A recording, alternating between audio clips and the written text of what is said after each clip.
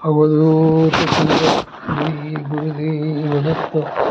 माझ्या सर्व सद्गुरू बंधू भगिनींनो, आपण वामनराज प्रकाश यांचे पुस्तकं वाचून घेतली आहे. सध्या आपण परमपूज्य शिरीषदादा लिखित श्री सद्गुरू स्मरण हे पुस्तक वाचत आहोत. त्यात लोकोत्तर योग आणि राजयोग यात काय फरक आहे त्यावर परमपूज्य शिरीषदादा म्हणतात. या पत्रिकेत शनीची पंचम स्थानावर दृष्टी असून पंचमेश गुरु नीच राशीत रिपुस्थानी पडला आहे. या योगामुळे लौकिक शिक्षणात अडथळा येऊन शिक्षण अर्धवट राहिले. गुरु हा षष्ठ सप्तम स्थानाच्या संधीत आहे. त्यामुळे नवग्रह हर्षल लेपिचन वगळून सप्तम ते लग्न भावापर्यंतच पडतात. अशा प्रकारे येथे हा छत्र नामक राजयोग होतो. या योगावर जन्मणारी व्यक्ती चतुर, दयाळू, अत्यंत उदार, सुखी, देवपरायण आणि स्वकर्तृत्वावर शून्यातून सृष्टी निर्माण करणारी होते. अनेकांना यांच्या करुणेचे कृपेचे छत्र लागते, म्हणून त्याला छत्रयोग असे म्हणतात. अष्टमेश गुरु शनीशी अंशात्मक केंद्र करतो. सप्तमातच राहू असून मंगळ त्यावर पाहतो.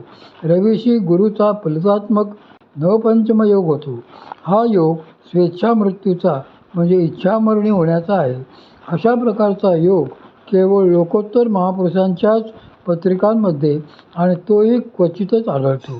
षष्ठेश आणि सप्तमेश शनी वर्गबली होऊन लाभस्थानात पडलेला आहे. मृग नक्षत्राचा कारक ताराही 65 डिग्री त्याच्याजवळ आहे. या योगावर जातक महासिद्ध उपासक होऊन मंत्र आणि तंत्र शास्त्रांवरही अभूतपूर्व अधिकार मिळवते.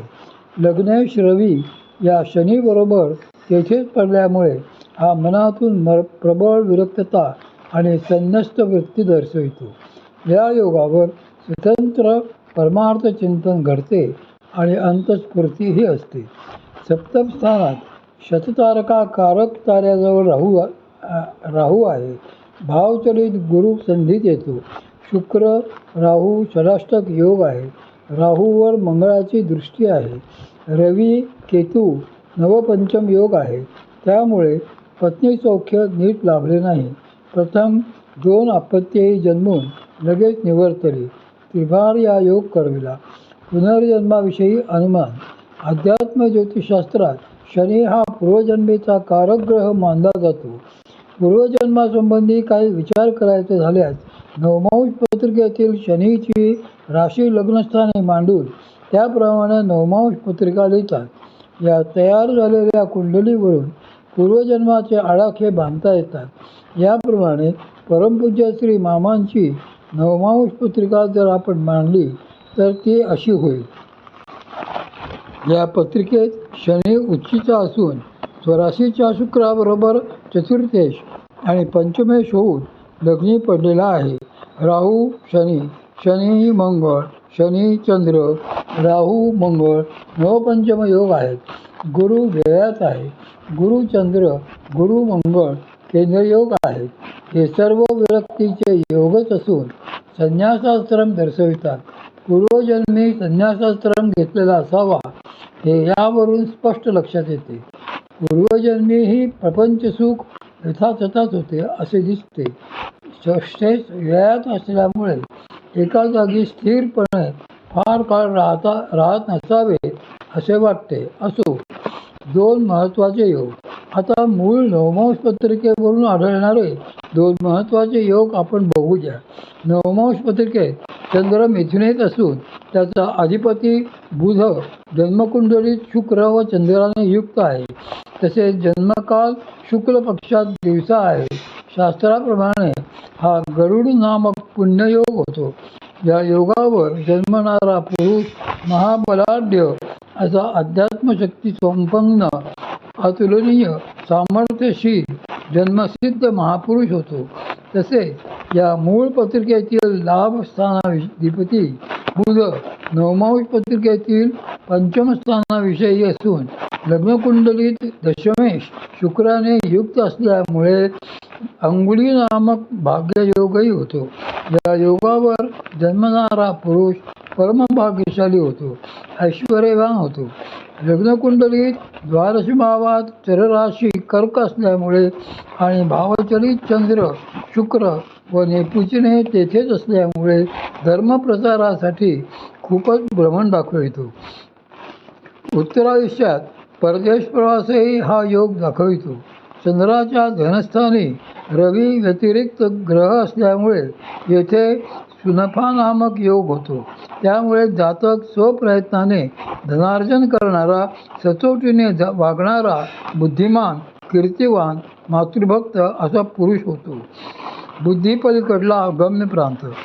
द्वादश स्थानात असलेली बुध नेपिचन अंशात्मक युती ही जातकाला उच्च दर्जाची आणि अतिशय कुशाग्र अशी बुद्धिमत्ता देते. विलक्षण वेगवान निर्णय घेण्याची क्षमता अशा जातकात असते. जलराशीतील चंद्रयुक्त नेपिचन गूढ अंतर्ज्ञानाचा कारक आहे.